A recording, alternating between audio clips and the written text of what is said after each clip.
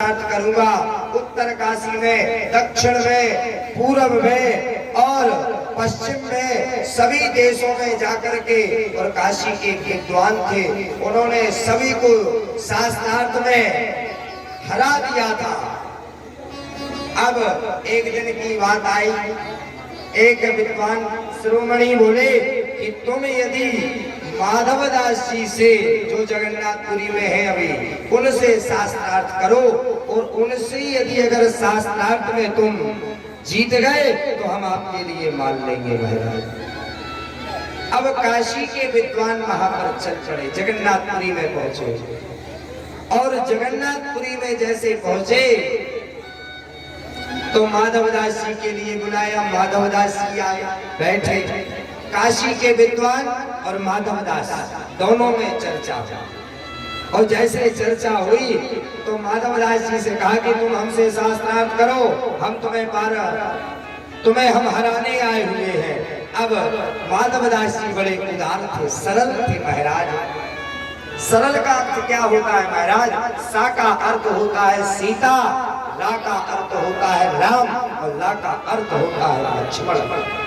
जिसके अंदर सरलता का भाव प्रकट हो जाए, समझ लो कि उसे सीता, राम और लक्ष्मण के दर्शन होने में कोई देरी नहीं है।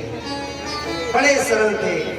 सो कह दिया कि महाराज देखो ऐसा है कि आप उससे शास्त्रार्थ ना करें। बोले मैं तो आपसे वैसे भी हार गया। क्यों?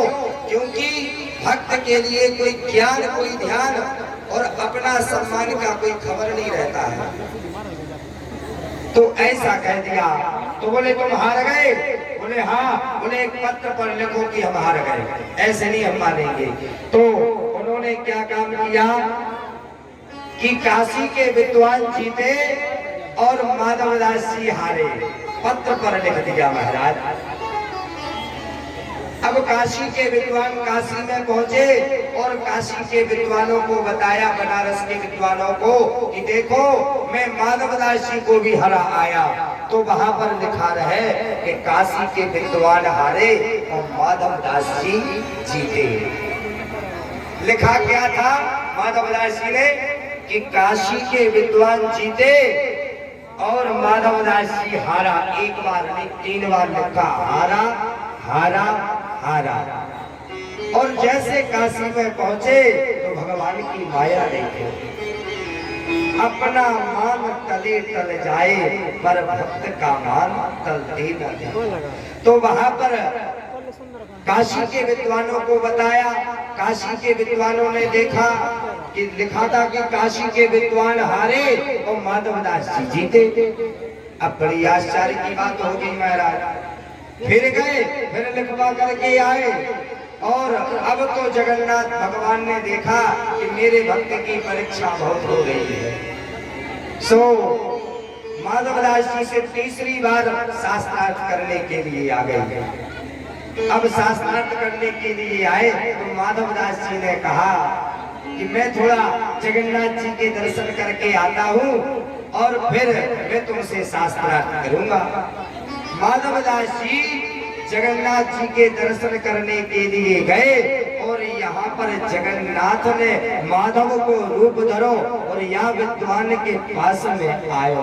महाराज जगन्नाथ जी ने माधव का रूप धारण करके और काशी के विद्वान के पास में आए और शास्त्रार्थ होने लगा महाराज। शास्त्रार्थ हुआ, काशी के विद्वान हार गए, और माधवदास जी ने क्या काम किया, जो जगन्नाथ जी माधवदास जी का रूप धारण करके आए, कि काला मुंह करके और गधे पर बिठा करके और उड़ीसा जगन्नाथपुरी में उन्हें घुमाया महाराज। ये शर्त थी। इतने में माधवदास जी आए और माधवदास जी ने देखा कि ये काशी के विद्वान और इस पर क्यों घूम रहे हैं। तुरंत दौड़ करके गए, गधे से उतारा। बोले आप यहाँ पर क्या कर रहे हो? बोले तुम्ही ने तो हमें शास्त्रार्थ में हराया था। अब तो माधवदास जी समझ गए कि किसी की माया नहीं है,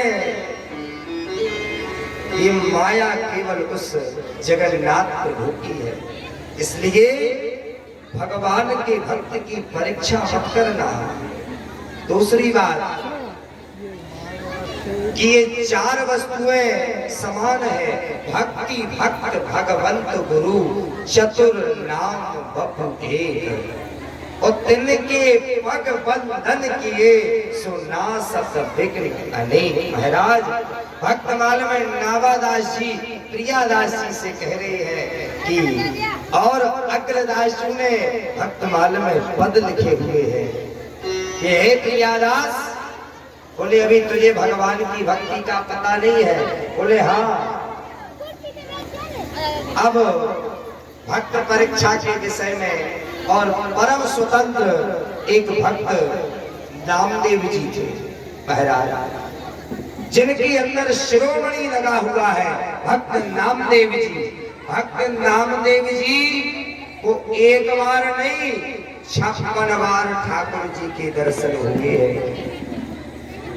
नामदेव जी की कथा सुनाते हैं महाराज। नामदेव जी के माता और माता के पिता के नाम था, नाना जी का नाम वामदेव जी।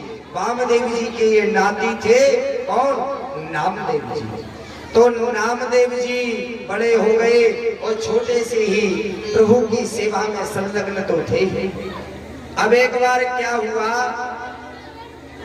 कि बताया, वामदेव जी कह गए नामदेव जी से कि मैं अभी कुछ काम से बाहर जा रहा हूँ और मैं तुम्हें ठाकुर जी की पूजा सौंप करके जा रहा हूँ। बोले प्रतिदिन भोग लगाना और फिर भोगवाना। बोले बिना भोग लगाए नहीं। बोले नहीं तो गड़बड़ हो जाएगी, बिना भोग लगाए ऐसे काम नहीं चलेगा महाराज। बोले ठीक। अब नामदेव जी की छोटी अवस्था थी, सो अपने हाथों से भोजन बनाए और भोजन बना करके और नामदेव जी थाल में परोस करके तुलसी दल डाले, तुलसी दल डाल करके और ठाकुर जी के सामने भोग की थाली रखे और गाए, आओ प्रभु भोग लगाओ, आओ प्रभु भोग लगाओ। महाराज ऐसी छंदों में पदों में भगवान की स्तुति करे। अब नामदेव जी के लिए ये पता नहीं था कि केवल भोग लगा करके उठाया जाता है। अब जब भक्ति देखी ठाकुर जी ने, सो ठाकुर जी चतुर्भुजी रूप में आकर के और भोजन को पाने लगे महाराज, भोग लगाने लगे। कैसे? सीताराम